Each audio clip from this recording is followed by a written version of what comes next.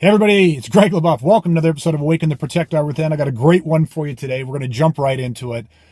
I'm going to call this Self-Defense 101. We are going to talk about what is the best system for defending yourself. So the big question was this: what do good people do when a society's laws and institutions fail to keep them safe from aggression and violence? How do you get through a growing number of angry, hateful, aggressive people and still remain physically, mentally, and emotionally strong and positive? That was the question, and this podcast will give you the answer. My name is Greg LaBeouf, and welcome to Awaken the Protector Within. Okay, now I'm kind of chuckling to myself here because this is a massive debate. All you got to do is go anywhere on the internet, any chat groups talking about different martial arts or, MMA or kickboxing sites, whatever it is. Everybody's arguing and everybody has picked sides as to what they believe is the best self-defense system in the world. And most people, I would think, are leaning towards what they see every day on TV, and they look at who are the best fighters on the planet. And right now, most people would believe that that's mixed martial artists. They're the best fighters on the planet. Why? Because they're the most versatile. Boxing, kickboxing, Thai boxing, taekwondo, all that type of stuff is limited because they're fighting in 1 to 2 ranges, where mixed martial artists, they're doing it all. It is no rules, no holds barred. People still believe that, and they just believe it to be the ultimate. Here's how we're going to solve this. We're not even going to talk about styles because it's not about the style. It's not about the system. What it really breaks down to is understanding the difference between conventional and unconventional. Okay, let me break this down for you. What you need to know is this. Conventional, actually, let me back up 1 second. If you really want to understand the best way to defend yourself, then all you need to know and understand are the variables. What do I mean, the variables? Whatever you want to talk about, if you want to talk about a sport, and you want to talk about mixed martial arts, or you want to talk about learning to really defend yourself, it's all about the variables. This is how I define this, conventional versus unconventional. Conventional is all about set variables or set parameters. Okay? That is the category that sport fighting and most traditional martial arts fall into. Controlled variables. Okay, so what do I mean? Things like range, things like number of opponents, things like weapons, things like health or condition of the fighters or of the individuals involved in the assault. We're talking about body mechanics and weight transfer, placement, accuracy. We're talking about knowledge and experience levels. We're talking about all of these mix of attributes. We're talking about all of these variables. Now, if I said, you say, listen, if we talked about, let's not talk. Let's deal with what is. If I went in, I'm out in my car right now because I'm just getting ready to head out and do some things. But if I went into my office and I pulled out 30 different legal cases dealing with real world assaults that happen. One of my favorite things to do is to study legal cases. I love to go through the research. I love to see and read about what happened and how it plays out in the court systems and how all this process is handled and what people have done and didn't do, all that type of stuff. But if I pulled out these files, we can get some facts out of this. And one of the things that we're going to start seeing is that the variables are so different in every single one of these cases. Okay? The time of day it happened. Did it happen? Somebody broke into someone's home. Somebody confronted somebody at a restaurant. Somebody, it happened at a nightclub. It happened in a place of business. It was 3 people or 2 people or 4 people. It was bigger people, smaller people. It was like, you understand what I'm getting at? The variables. They're constantly changing. But what happens is when you look around you, look for things that are conventional. If I walk into a boxing gym, okay, you have some amazing, amazing fighters. They are, by far, boxers are the best I've ever seen with their hands because that is what they do all the time. Okay, but I don't want to look at it for the art. I don't want to look at it for the science of boxing. All I need to do is I need to look and say, listen, what are the variables that are taking place inside of this training place, inside of this room? What are the variables that this coach, that these other students, what are the variables that they're working with? And what you begin to see is that they are conventional variables. There are set parameters. Okay? So you can look at it and say, listen, boxing occurs within one range. They just use their hands. They are not allowed to take someone to the ground. See how they're controlling a variable. So one of the variables is that you're never going to have a boxing match that starts or finishes or occurs while both participants are lying on their back. If they slip and fall, the ref's going to stand them up. So there's a variable controlled. The fact that when you take boxing, that when you climb into the ring to spar for your first time or your 500th time, that variable is controlled. People say, we are sparring tonight. You can make a decision. Do you want to spar tonight? Yes or no? Or your coach says, hey, okay, everybody in the ring sparring. You go with you. A go with B. Let's get in the ring. Everybody ready? We're going to go for 3-minute rounds. The time starts now. The variables are controlled. This is conventional training. What most people miss is that when you are constantly being trained, not only are you learning the system or the art, but you are being conditioned to think, to move, to operate, to exist within these conventional parameters, within these set kind of elements. Does that make sense for everybody? So what are the limitations with that? Well, if you come out of that and you say, well, let's talk about learning to defend ourselves. Okay, well, let's look, like I said, let's look through these legal cases of real assaults that have happened to real people just like you and me. Okay, what has happened? Well, if I look at the variables, there was nobody controlling the variable of when the assault took place. There was no predetermined time. Right? But you see how you get used to that? If you're sick or you're feeling tired or you got an injury, you don't go to class. If you do go to boxing class and they say, oh, we're going to spar tonight, you say, I've got a torn rotator cuff. I'm sick. I can't spar today. So you're used to that. You're used to having the choice to say yes or to say no. Right? You see how that variable, you get used to that variable being controlled. When it comes to learning to defend yourself, we need people, if you want to learn to defend yourself, it has nothing to do with fighting. One of my biggest things is, I'm not talking about the art. When I say that fighting has probably less than 10% to do with real world self-defense.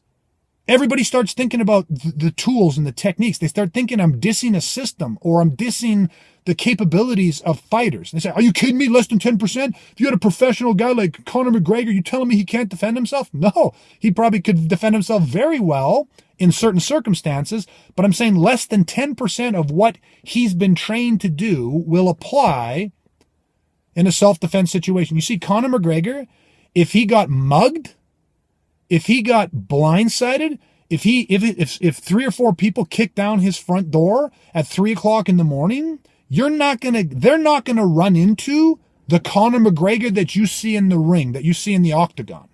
That's not the Conor McGregor they're gonna run into. That's not who they're gonna have to deal with. Now, Conor McGregor has the pressure on him to all of a sudden, without training, control variables or change variables. Because those variables are not being controlled for him. It's massive difference. Okay, it's literally like me sitting in a 737 at 35,000 feet, sitting behind the controls with autopilot on. That computer system, that autopilot is controlling, well, it's really controlling 100% of the variables. Maybe I can grab onto the yoke and I can pull back a little bit and the plane will go up. And then I let go and autopilot will correct it and it will dip it back down and bring it back onto course. So I can change some of the variables, but I am nowhere near flying that plane. I'm a long way away from calling myself a pilot. Okay? Now, I am not saying that in conventional training that fighters, professional fighters, aren't learning to control variables. They are. But known variables, right? They still control timing. They still control distancing. They still control their rhythm. They still control their attacks and counterattacks. They set, game plans. They have strategies. They study fight tape. They'll spend months working up to a fight and learning counter tactics to based specifically off the opponent they're going to face. So they are controlling variables for sure. But when you step out of that and you go to the unconventional side of this, and you're talking about learning to defend yourself, what I do with people, we don't even have to talk systems. Like, we use punches, we use elbows, we use ground techniques. We borrow from all of these different systems that fighters are using as well. But that's not our primary focus. I'm like, that's the prerequisite. It's like if I was hiring lifeguards and you walked in to apply for the position of a lifeguard, I wouldn't ask if you could swim. It's like, that's the prerequisite. I already know you can swim. What I'm more interested in is your life-saving abilities. I'm more interested in how you can scan, how quickly you can scan, and how you can recognize, a threat assessment of that somebody's, about to drown. We don't want a lifeguard that's a great swimmer, but has to wait till somebody's been under the water for 3 minutes where they go, damn, that guy's drowning. That's a horrible lifeguard. Great swimmer, horrible lifeguard. Is that making sense? What I do with people say, listen, for me, the sport part of it, I've trained in sport arts. I've done the kickboxing, I've done, karate and martial arts, and I've done jujitsu, and I've done these things. I love these things. They're amazing. But here's the reality of it. That's just the prerequisite of it. What really changes and what you really need to learn to defend yourself was you need to learn to control the variables, what most people think are uncontrollable variables. The unconventional teaches me to stack the deck. What I do with people, because the sport never worked for me. Because when I got into my weight class, fighting guys that were in my weight class that had around my experience level, they could all hit harder than me.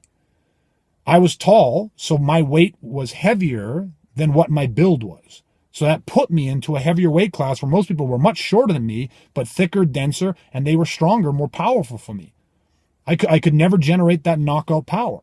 So the second that I was put into a conventional environment against other conventional fighters, I always lost those. It wasn't until after my assault and I started training unconventional. I started training in combat. My hand-to-hand combat instructors were trainers for the U.S., the Navy SEAL teams and FBI and DAA and everything, all that stuff like that. And that was when they got me to stop thinking about systems. It's like, you're worried about throwing punches and elbows and how to ground fight and armbar people and stuff, where it's like, that's just the prerequisite. That's easy to teach you. What we've got to do is shift your mindset. We've got to start showing you how to control the variables. Because you won't know and you don't get a say as to when this is going to happen.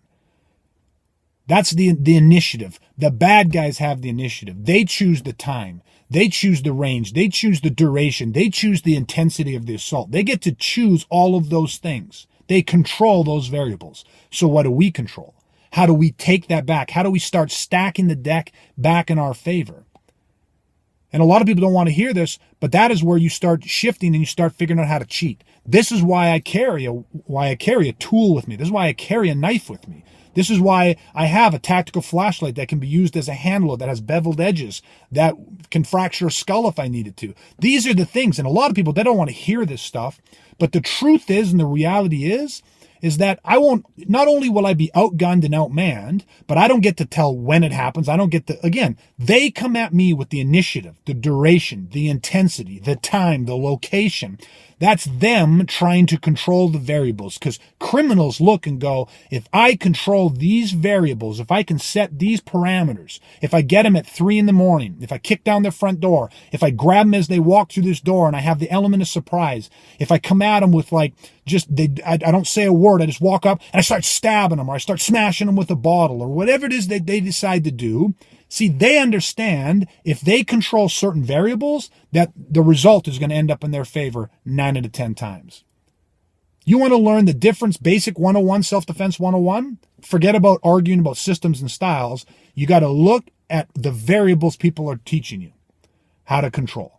If you walk into a conventional gym and conventional training, you are going to get conditioned with set variables. And that's it. Set variables, that's it. If you go to some place legitimately that understands how to prepare people for violence and aggression, the number one thing they're doing is they're teaching you how to control variables, how to change variables, how to stack the deck in your favor, how to cheat, how to equalize the odds, how to be able to fight a fighter without being a fighter, how to win and not fight. Does that make sense? We have a motto written on our wall. The goal is not to fight. The goal is to win. Winning means surviving. It is a very different game if I don't have to agree to fight you. Matter of fact, not only do I not have to agree to fight you, I will not, under any circumstances, fight you. If you want to come after me, you're going to have to chase me. You're going to have to chase me, and I'm going to have to throw shit at you. I'm going to smash shit at you. I'm going to stab you. I'm going to do whatever I have to do. I'm going to cheat on every level because you're coming to me. You choose the time. You choose the duration. You choose the intensity. You are choosing all of that stuff. And I'll be damned if I'm going to sit there and play by your rules. I'm going to sit there and just participate in the variables that you have created. Oh, hell no, man. My mindset is taught to think evil, to go outside of those variables, to change the parameters, to change the variables, to be unconventional, to do things where people go, you can't do that. That's right.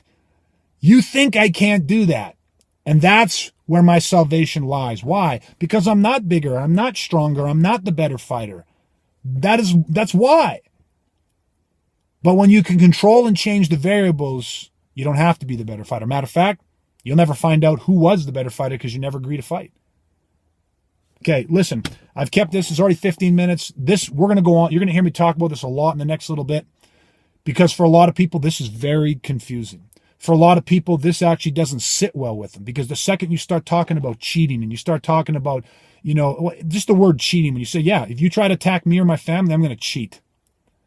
I'm going to cheat because you have an unfair advantage because you're bringing and controlling variables to try to put me or my family or my loved ones or innocent people at a disadvantage. Screw you.